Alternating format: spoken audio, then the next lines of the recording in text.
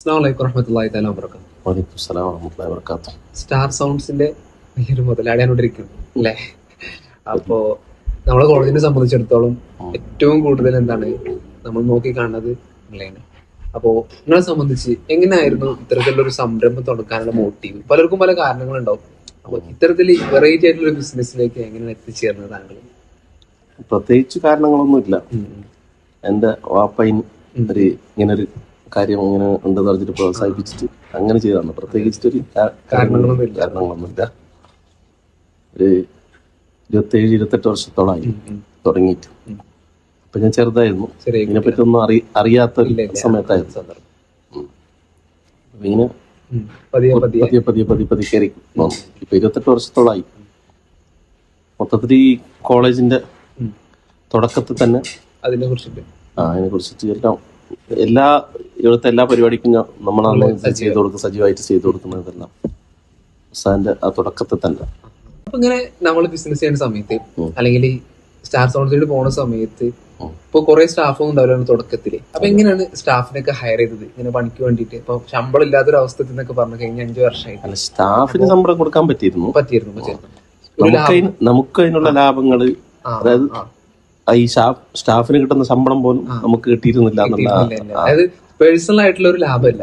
അതായത് പണിക്കാർക്ക് ഇങ്ങനെ ഈ കച്ചവടം ഇങ്ങനെ നടന്നുകൊണ്ട് പോയി അങ്ങനെയുള്ള പ്രോഫിറ്റ് എന്ന് പറയാൻ മാത്രം അങ്ങനൊന്നും ഉണ്ടായിരുന്നില്ല. അപ്പൊ ഏത് വർഷമാണ് ഇത് മനസ്സിലാക്കിയത്? 5 വർഷം വരെ ഇങ്ങനെ ഫോളോ ചെയ്ത് നഷ്ടത്തിലായത് നിങ്ങളെ പിഴവ് കൊണ്ടാണോ അല്ല ആളുകൾ ഇതിന് കൊടുത്ത വാല്യൂസ് കൊണ്ടാണോ? ഇതിന് കൊടുത്ത വാല്യൂസ് ഉണ്ട്. പിന്നെ എങ്ങനെയാണ് അതിനെ ഓവർകം ചെയ്തത്? അത് കുറച്ചുകൂടി ഡെവലപ്പ് ചെയ്ത് കാലത്തിനനുസരിച്ച് ഓരോ സാധനങ്ങൾ മാറ്റം വരുത്തി അങ്ങനെ ചെയ്ത്. അപ്പൊ ഇങ്ങനെ സൗണ്ട്സും മറ്റു കാര്യങ്ങളൊക്കെ കൊടുക്കുന്ന സമയത്ത് സ്വാഭാവികമാണ് നമുക്കൊക്കെ ശത്രുക്കൾ ഉണ്ടാവും. അപ്പൊ ഇന്ന് അങ്ങനെ ശത്രുക്കൾ ഉണ്ടാവും. മറ്റു സൗണ്ട്സ് അല്ല, ആളുകൾക്കിടയിൽ തന്നെ ഇങ്ങനെ കുറ്റം പറഞ്ഞാണ്ട് അങ്ങനെ ഇതിലൊക്കെ ഒരു അനുഭവം ഉണ്ട്. ഇങ്ങനെ പറഞ്ഞിട്ടില്ല, എല്ലാവരും സപ്പോർട്ടീവ് ആണ്, നാട്ടിലൊക്കെ സപ്പോർട്ടീവ് ആണ്. അപ്പൊ ഇനി പുതിയ ബ്രാഞ്ച് ഏതെങ്കിലും തുടങ്ങാൻ നിങ്ങൾ ഉദ്ദേശിച്ചാൽ ഇവിടെ മാത്രമേ ഉള്ളൂ ഇങ്ങനെ സ്റ്റാർ സൗണ്ട്സ് എന്ന് പറഞ്ഞിട്ട്?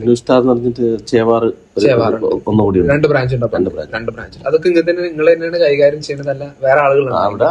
പാർട്ട്നേഴ്സും മറ്റു ആളുകളൊക്കെ കൈകാര്യം ചെയ്യുന്ന ഞാൻ തന്നെയാണ്.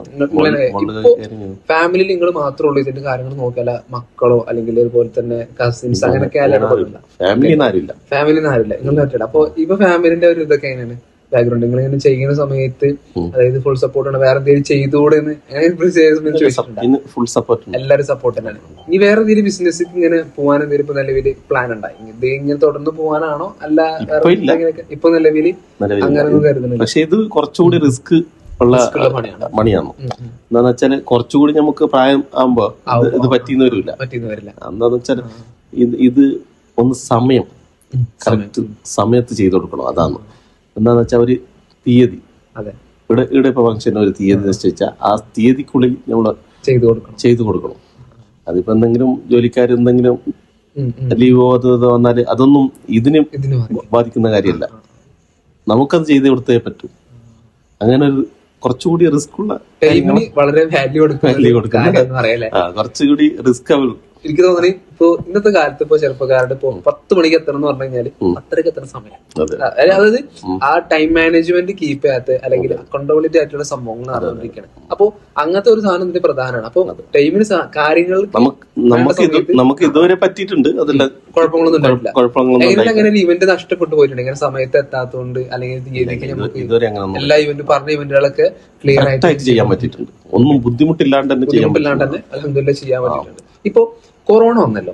കൊറോണ വന്ന സന്ദർഭത്തിൽ എങ്ങനെയാണ് ഇപ്പൊ ആ ഒരു വലിയ, കാരണം ഇതെന്ന് വെച്ചാൽ നമുക്കൊരു ഇവന്റ് വരുമ്പോഴാണ് ഈ സാധനങ്ങളൊക്കെ കൊടുത്തു പോകുള്ളൂ. ഇത് നമുക്ക് ഓൺലൈനിൽ പർച്ചേസ് ചെയ്തിട്ട് അല്ലെങ്കിൽ ഓൺലൈനിൽ ഷോപ്പിംഗ് ചെയ്തിട്ട് അല്ലെങ്കിൽ ഓൺലൈൻ സംവിധാനത്തിലൂടെ ഇതിന്റെ ഇപ്പൊ ആവശ്യമില്ലല്ലോ.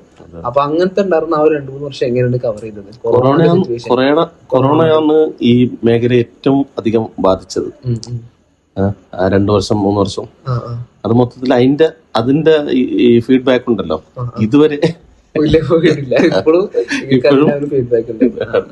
അപ്പൊ ഇങ്ങനെ സിറ്റുവേഷൻ ഭാവിയിൽ വരും അല്ലെങ്കിൽ വന്നു കഴിഞ്ഞാൽ നിങ്ങൾ എങ്ങനെ ഓവർകം ചെയ്യാൻ എന്തെങ്കിലും പ്ലാൻ ചെയ്തിട്ടില്ല? അല്ലെങ്കിൽ വേറെ എന്തെങ്കിലും മാർഗങ്ങൾ, അല്ലെങ്കിൽ ഇതല്ലാന്നുണ്ടെങ്കിൽ വേറെ എന്തെങ്കിലും സേഫ് ബിസിനസ് അങ്ങനെ എന്തെങ്കിലുമൊക്കെ നോക്കി ചെയ്തിട്ടില്ല? ഭാവി ഇപ്പൊ നമുക്ക് സേവിങ്സ് കിട്ടുമ്പോൾ പലരും പല രൂപത്തിലാണ് ഉപയോഗിക്കുക. നിങ്ങളെ സംബന്ധിച്ചിടത്തോളം എങ്ങനെയാണ് സേവിങ്സിനെ എങ്ങനെ ഡെവലപ്പ്? എനിക്ക് തോന്നുന്നത് കഴിഞ്ഞ ഇന്റർവ്യൂവിൽ നമ്മൾ യൂസഫ് അതിനോട് ചോദിച്ചപ്പോൾ മൂപ്പര് 3 ഡിവൈഡൻസിനെ കുറിച്ച് പറഞ്ഞിട്ടുണ്ടായിരുന്നു. നിങ്ങൾ ഡിവൈഡൻസ് എങ്ങനെ പ്രോഫിറ്റിന്റെ കിട്ടുന്ന സമയത്ത് അത് ഒറ്റയടിക്ക് ചെലവാക്കലാണോ അല്ലെങ്കിൽ സമുദായത്തിന് ഒന്നാകെ കൊടുക്കലാണോ, എങ്ങനെയാണ് അതിനെ കൈകാര്യം ചെയ്യുന്നത്? മൊത്തത്തിൽ ഈ ചെറിയ പുറത്ത് കടന്ന ആ പ്രോഫിറ്റ് ഒന്നും ഇല്ല മൊത്തത്തിൽ. ഇത് ഈ സാധനങ്ങൾ ഇങ്ങനെ മാറിക്കൊണ്ടേയിരിക്കും. നമ്മുടെ കാലത്തിനൊത്തിട്ട് ഇത് മാറ്റിക്കൊണ്ടേ വേണം. ഈ സാധനങ്ങൾ ഇടുക, പിന്നെ നമുക്ക് ഈ അന്നത്തെ ജീവിതം ഇങ്ങനെ പോവാതെ അതല്ലാണ്ട് വേറെ അധിക പ്രോഫിറ്റ് ഒന്നും ലോങ് ടൈം പ്രോഫിറ്റ് അങ്ങനൊന്നും പറയാനൊന്നുമില്ല. കഴിഞ്ഞ് കണ്ടത് കിട്ടണത് നമുക്ക് സേവ് ചെയ്ത് വെച്ചിട്ട് അങ്ങനെ പോകുന്നതല്ല, നല്ല സാധനങ്ങൾ വാങ്ങാം. ഇപ്പൊ നിങ്ങളടുത്ത് കുറെ സാധനങ്ങൾ ഉണ്ടാവും സൗണ്ട് സ്റ്റാറിന്റെ. അപ്പൊ ഇതിലിപ്പോ എനിക്ക് തോന്നുന്നത് ഏറ്റവും വാല്യബിൾ ആയിട്ടുള്ള ചില സാധനങ്ങൾ ഉണ്ടാവുമല്ലോ, അത് ഇപ്പൊ കാലത്തിനനുസരിച്ച് വരുന്ന സമയത്ത് നിങ്ങൾക്ക് വീണ്ടും മാറ്റേണ്ടി വന്നിട്ടുണ്ടോ? അല്ല അതിനായിട്ട് ഇങ്ങനെ വെച്ചൊപ്പിച്ച് പോകാൻ പറ്റിയിട്ടുണ്ടോ? ഈ സ്പീക്കറും ആംപ്ലിഫയർ അതുപോലെ തന്നെ മറ്റുള്ള സാധനങ്ങളൊക്കെ മാറ്റേണ്ടി വന്നിട്ടുണ്ട്. ഇവിടെ തന്നെ ഇപ്പൊ ചെയ്തത് പുതിയ സിസ്റ്റമിലാണ് ഇപ്പൊ ലാസ്റ്റ് ചെയ്ത പരിപാടികൾ.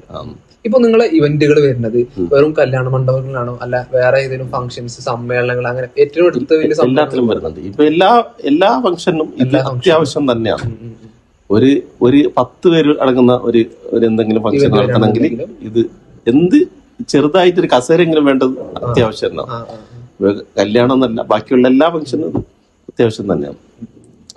നിലവിലിപ്പോ കുറെ പണിക്കാർ നമ്മളെ കീഴിലുണ്ട്, കുറെ സ്റ്റാഫുകളുണ്ട്. അപ്പൊ ഈ സ്റ്റാഫിനുള്ള പെരുമാറ്റ രീതികളൊക്കെയാണ്. അതായത് ഏതെങ്കിലും സമയത്ത് ഇങ്ങനെ ഷൗട്ട് ചെയ്ത് വന്നിട്ടുണ്ടോ, ഇത് ചെയ്യടാ അത് ചെയ്യടാ അങ്ങനെ എന്തെങ്കിലും പറയേണ്ട അവസ്ഥ? നല്ല കാമായിട്ട് നിങ്ങള് വളരെ ഇപ്പൊ നമ്മളിപ്പോ എന്റെ ബ്രദറിനോട് ഞാൻ പെരുമാറുന്ന മാതിരി അല്ലെങ്കിൽ ശരിക്കും എന്റെ സഹോദരനെ കാണുന്ന മാതിരി അങ്ങനെയാണ് കാണല്? ഏത് ബിഹേവിയറാണ് എപ്പോഴും സ്വീകരിക്കാറ്? അതായത് സ്റ്റാഫിന്റെ അടുത്ത് ഉണ്ടാവുന്ന സമയത്ത് സ്റ്റാഫിന്റെ അടുത്ത് സാധാരണ മാന്യമായിട്ട് തന്നെ കാണാറുണ്ട്. പക്ഷെ ഈ ജോലി കാര്യത്തിൽ കുറച്ചുകൂടി ടഫായിട്ട് ചെയ്യേണ്ടി വരുന്നത്. ഇത് ടഫ് ജോലി ആയതുകൊണ്ട് അവർ കുറച്ചുകൂടി അവർക്കും ഇതുണ്ടല്ലോ, ഒരു ഉത്തരവാദിത്തം അറിയിക്കാൻ വേണ്ടിട്ട് പറയുന്നത്. പിന്നെ അപ്പൊ ഇങ്ങനെ ഇപ്പോ എനിക്ക് തോന്നുന്നത് ഇന്നത്തെ കാലത്തൊക്കെ ഗ്ലോബലൈസേഷൻ വളരെ വലുതായിട്ടുണ്ട്. അപ്പൊ ഈ ഒരു ഗ്ലോബൽ മാർക്കറ്റിംഗിന്റെ കാലത്ത് നിങ്ങൾ എങ്ങനെയാണ് നിങ്ങളെ ഈ ഒരു ബിസിനസ്സിനെ കൊണ്ടുവന്ന് ഉദ്ദേശിക്കുന്നത്? അതായത് ഇപ്പൊ നിൽക്കുന്ന അവസ്ഥ തന്നെയാണോ ഒന്നും കൂടി അഡ്വാൻസ് ആയിട്ട് വലിയ വലിയ ഇവന്റുകൾ ഏറ്റെടുക്കണം, അല്ലെങ്കിൽ അതിലേക്ക് വേണ്ട കാര്യങ്ങൾ സൗണ്ട് സിസ്റ്റംസ് ചെയ്യണം എന്നുള്ളതാണ് എങ്ങനെയാണ് ഒരു പ്ലാൻ? അല്ല ഇല്ല ഈ ഒരു പദ്ധതി തന്നെ ഇതിന്റെ ഒരു ഏകദേശ കാലഘട്ടത്തിൽ ഇപ്പൊ ഈ നമ്മുടെ ഈ ഏരിയയില് കുറച്ചുകൂടി മെച്ചപ്പെട്ടതാണ് നമ്മുടെ. അപ്പൊ ആ നിലയിൽ കൊണ്ടുപോകാൻ പുറത്ത് വലിയ അതായത് കാസർഗോഡ് ജില്ല എന്നതിനപ്പുറം പുറത്ത് ഏതെങ്കിലും ജില്ലകൾക്ക് അങ്ങനെ വർക്ക് കിട്ടിയിട്ടുണ്ട്? കാസർഗോഡ് ജില്ല എന്നപ്പുറം ഈ കർണാടക ഭാഗത്ത് ഏത് ഭാഗത്ത്? കർണാടക സുള്ളി എടുത്തിട്ടുണ്ട്.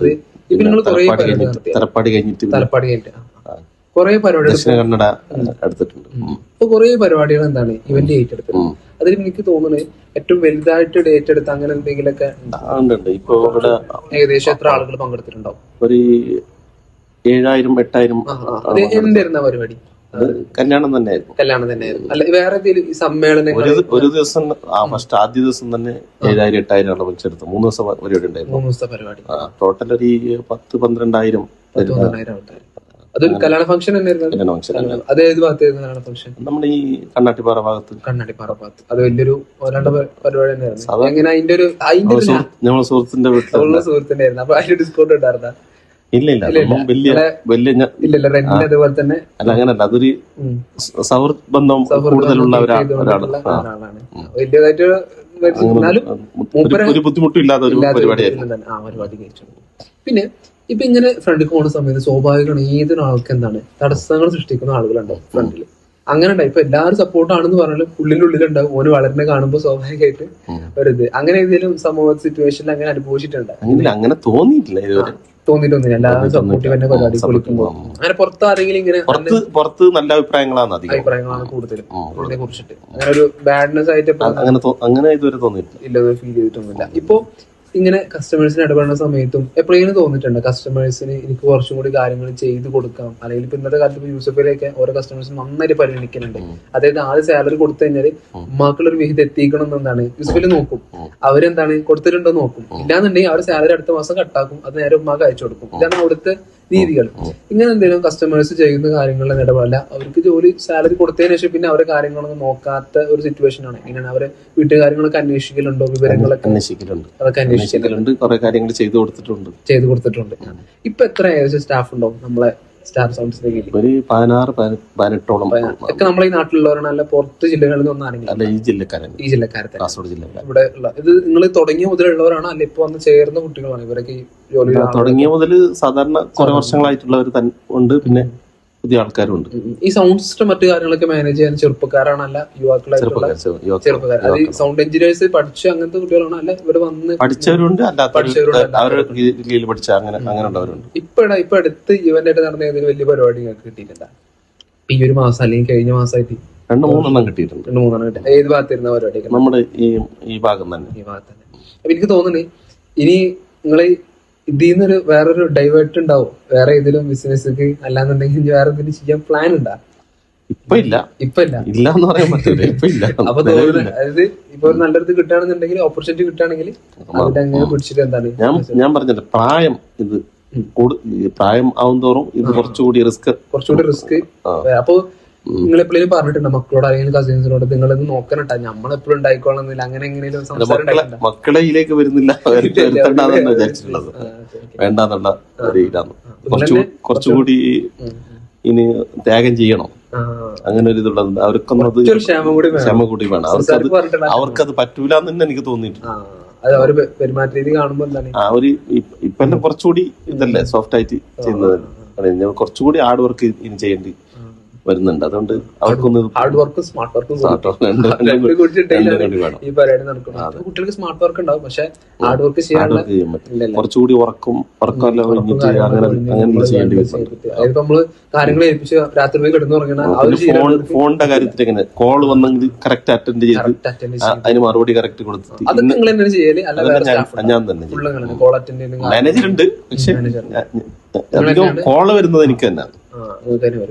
മാനേജറാകുമ്പോ അതിന് കുറച്ച് സില്ലിയാക്കുമല്ലോ, അതുകൊണ്ട് ഞാൻ കോളെല്ലാം ഫോൺ നമ്പറെല്ലാം എന്റെ തന്നെ ചെയ്യാൻ കൊടുക്കല്. കോളേജുമായിട്ടുള്ള ബന്ധം എങ്ങനെയായിരുന്നു? നമ്മളെ ഈ കോളേജ് നേരത്തെ തുടക്കം മുതൽ ഈ ഒരു സന്ദർഭം വരുന്നുണ്ട്. ഇവിടുത്തെ കുട്ടികളും അതുപോലെ തന്നെ ഉസ്താദന്മാരൊക്കെ എങ്ങനെയാണ് നിങ്ങളായിട്ടുള്ള ഒരു ബിഹേവിയേഴ്സും മറ്റു കാര്യങ്ങളൊക്കെ ഏത് സമയത്ത് ഒരു ഇവർക്ക് കൊടുക്കേണ്ടിയിരുന്നില്ല, അല്ലെങ്കിൽ ഇവർക്ക്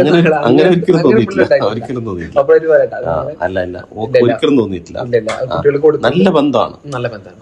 ഈ കഴിഞ്ഞ പരിപാടി സമ്മേളന പരിപാടി ഉണ്ടല്ലോ, അതന്നെ ഇവിടെ വിചാരിച്ചാലും കൂടുതൽ ഭംഗിയായിട്ട് ചെയ്തു കൊടുക്കാൻ നമുക്ക് പറ്റിയത്. എന്താണെന്ന് വെച്ചാൽ എല്ലാവരും സഹകരിച്ചത് കൊണ്ട് അങ്ങനെ ഇതുകൊണ്ട് ഉസ്താദായിട്ട് നല്ല ബന്ധമാണ് ഉള്ളത്. അതുകൊണ്ട് എത്ര ഉസ്താദിനായിട്ടുള്ള ബന്ധം കോളേജ് തുടങ്ങിയ മുതലാണ്? അതിന് മുമ്പ് തന്നെ കോളേജ് തുടങ്ങിയ മുതൽ കോളേജ് തുടങ്ങിയിട്ട് ആദ്യം മുതൽ ഫസ്റ്റ് മുതൽ ഉള്ള ബന്ധമാണ്. ഇപ്പൊ യാത്രകൾ ചെയ്യാറുണ്ട് സ്വാഭാവികമായിട്ട് ഇതിനെ ബന്ധപ്പെട്ടിട്ടാണോ, അല്ല സ്വാഭാവികമായിട്ട് ഇവിടെ തന്നെ ഇങ്ങനെ ഈ ഒരു ചുറ്റുപാടിൽ മാത്രമാണോ? ചെയ്യാറുണ്ട്, പക്ഷെ കുറവാണ്. ഇങ്ങനെ ആയതുകൊണ്ട് പറ്റുന്നില്ല. പുറത്തെങ്ങനെ വ്യാപാര ബന്ധങ്ങളൊക്കെ സംരംഭം ബന്ധപ്പെട്ടിട്ട് വേറെ ഏതെങ്കിലും സൗണ്ട്സ്? ഓരോരുത്തരും നല്ല ബന്ധമുണ്ട്, എല്ലാവരുമായിട്ട് നല്ല പുറത്ത് കണക്ഷനും നല്ല അറിയപ്പെട്ട ആരെങ്കിലും അങ്ങനെ കൂട്ടുകാരായിട്ട് ബിസിനസ്സുകാർ അല്ലെങ്കിൽ അങ്ങനെ എന്തെങ്കിലുമൊക്കെ ചുറ്റുപാടുള്ള സാധാരണ ഈ സൗണ്ട്സുകാരായിട്ടും അങ്ങനെ മറ്റുള്ള ആൾക്കാരുമായിട്ട് ഇപ്പൊ ഈസ്റ്റ് ആയിട്ട് നല്ല ബന്ധമുണ്ട്. അങ്ങനത്തെ ബന്ധമുണ്ട്. നിങ്ങൾ എന്തെങ്കിലും ഇതിന്റെ ഭാഗമായിട്ട് എന്തെങ്കിലും ഇനിയിപ്പോ സൊസൈറ്റിക്ക് അല്ലെങ്കിൽ സമുദായത്തിന് ഉപകാരപ്പെടുന്ന എന്തെങ്കിലും പദ്ധതികൾ ചെയ്യപ്പോ ഈസ്റ്റിനെ സംബന്ധിച്ചിടത്തോളം മൂപ്പര് അവിടെ പാവങ്ങൾക്ക് വീടുണ്ടാക്കി കൊടുക്കുന്ന ഒരു കാര്യങ്ങൾ പറഞ്ഞിട്ടുണ്ടായിരുന്നു. അതുപോലെ നിങ്ങൾ എന്തെങ്കിലും കമ്മ്യൂണിറ്റി ഇപ്പൊ ഓട്ടോറിക്ഷക്കാർക്ക് ഓട്ടോറിക്ഷന്റെ കമ്മ്യൂണിറ്റി ഉണ്ടാവും, അതുപോലെ നിങ്ങൾ എന്തെങ്കിലും കമ്മ്യൂണിറ്റി അങ്ങനെ കാര്യങ്ങൾ എന്തെങ്കിലുമൊക്കെ ഉണ്ട് ഈ കാലഘട്ടത്തിനിടയ്ക്ക് ബസ്സുകാർക്ക് ഓരോ കമ്മ്യൂണിറ്റി ഉണ്ടാവും, അതുപോലെ എന്തെങ്കിലും കമ്മ്യൂണിറ്റി. ഇത് കല്യാണ സംബന്ധമായിട്ട് വേറെ എന്തെങ്കിലും പാവങ്ങള് അങ്ങനെ അഡ്ജസ്റ്റ് ചെയ്ത് അല്ലെങ്കിൽ ഇത് ചെയ്ത് കൊടുക്കും, ഡ്രസ് ചെയ്ത് അങ്ങനെ എന്തെല്ലാം ചെയ്ത് കൊടുക്കാം. അല്ലാണ്ട് വേറെ എന്തെങ്കിലും അങ്ങനെ ഒരു കാര്യം വരുന്നില്ല. ഞാൻ ചോദിച്ചത് ഒരു ഒന്നല്ലെങ്കിൽ ഒരു സഹായ കൂട്ടായ്മ അല്ലെങ്കിൽ നിങ്ങൾ തന്നെ എന്തെങ്കിലും ഒരു അങ്ങനെ ഈ സൗണ്ട്സിന്റെ അണ്ടറിലില്ല, വേറെ ബാക്കിയുള്ള അണ്ടറിൽ സഹകരിക്കും. ഇപ്പൊ ഇതിൽ കുറെ കാലം വന്നിട്ട് 27 കൊല്ലായി.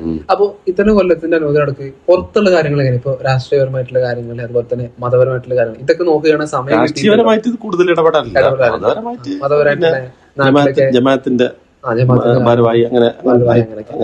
അപ്പൊ എനിക്ക് തോന്നണേ ചില ആൾക്കാർക്ക് ചില സാധനങ്ങൾ കിട്ടുമ്പോൾ അതിന് മാത്രം ഫോക്കസ് ചെയ്തിട്ട് ബാക്കിയുള്ള നഷ്ടപ്പെടുന്ന ഒരു അവസ്ഥ ഉണ്ടാവും. അപ്പൊ അങ്ങനെ ഉണ്ടായിട്ടുണ്ട് അല്ലെ? എന്തെങ്കിലും മാനേജ് ചെയ്യാൻ പറ്റും കുടുംബകാര്യങ്ങള്, കുട്ടികള്, അതുപോലെ തന്നെ ഉമ്മാനെ ഉപ്പാനെ എല്ലാരെയും നോക്കി കാണാൻ പറ്റിയിട്ടുണ്ട്, അല്ലെങ്കിൽ ഒന്നിനു വേണ്ടി കുറെ നഷ്ടപ്പെടുത്തിയിട്ടുണ്ട്, അങ്ങനെ ഉണ്ടായിട്ടുണ്ടോ? എല്ലാം നമുക്ക് കവർ ചെയ്ത് പോകാൻ പറ്റിയിട്ടുണ്ടെന്നുള്ള വിജയം. അപ്പൊ ഇൻഷാ അല്ലാഹ് ഇനിയും കൂടുതൽ വിജയങ്ങളിലേക്ക് എന്താണ് അള്ളാഹു എത്തട്ടെ. അള്ളാഹു അത് ബർക്കത്ത് ചെയ്യട്ടെ. കാരണം നമുക്ക് അതാണല്ലോ പ്രധാനമായിട്ട് വേണ്ടത്. അള്ളാഹു തുടരാൻ എന്താണ് തൗഫീഖ് നൽകട്ടെ. നല്ല ഷോപ്പാണ്ട് മറ്റുള്ള ഏൽപ്പിക്കുകയാണെന്നുണ്ടെങ്കിലും നല്ല ദൗത്യത്തോട് കൂടിയിട്ട് എന്താണ് ദീനും സമുദായത്തിനും ഉപകരിക്കുന്ന രൂപത്തിൽ എന്താണ് അള്ളാഹുവിനെ ആക്കി തരട്ടെ. അത് ബർക്കത്ത്